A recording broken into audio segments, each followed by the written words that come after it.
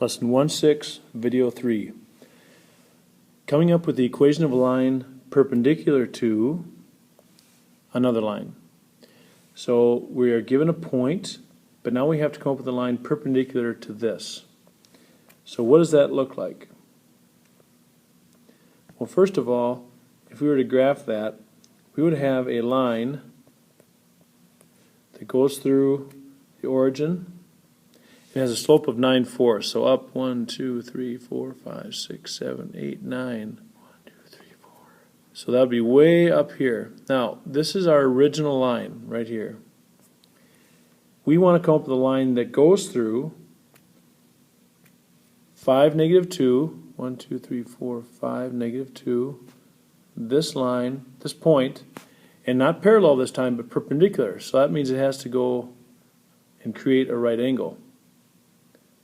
Now to do that, we need to know the slope of our first line.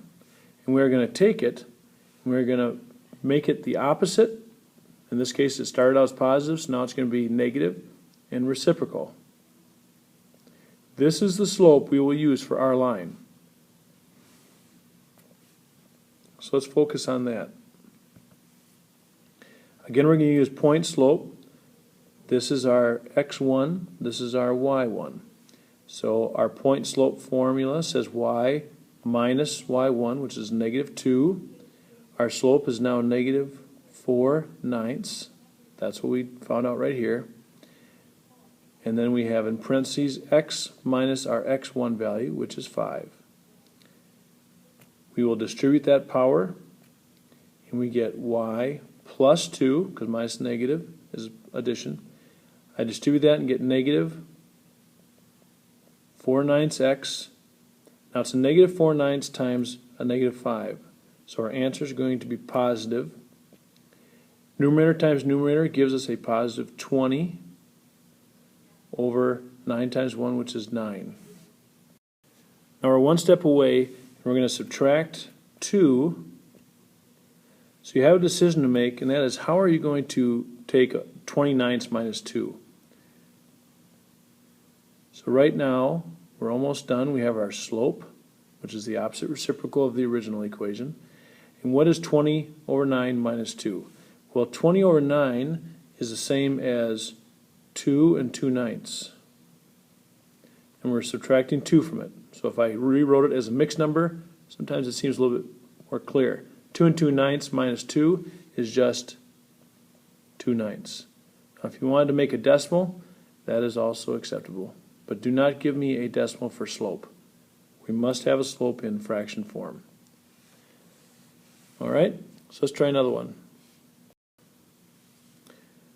The second one here, we are going to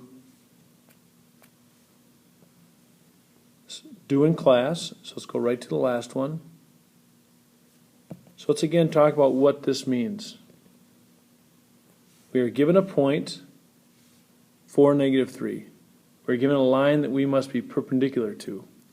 Well, the line y equals 0 is the x-axis. We have to draw a line that's perpendicular to that goes to the point 4, -3.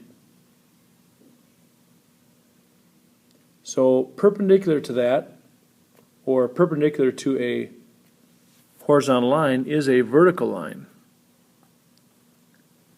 Now all vertical lines are of the form x equals. Well, if you look at this equation, it goes or intersects the x-axis at 4, which, if you notice, is the x value of our coordinate we must go through. So again, a line perpendicular to a horizontal line is vertical, and a line perpendicular to a vertical line is horizontal, and they do indeed create right angles. And this again is a special case scenario for perpendicular lines, and this ends lesson 1.6, video 3.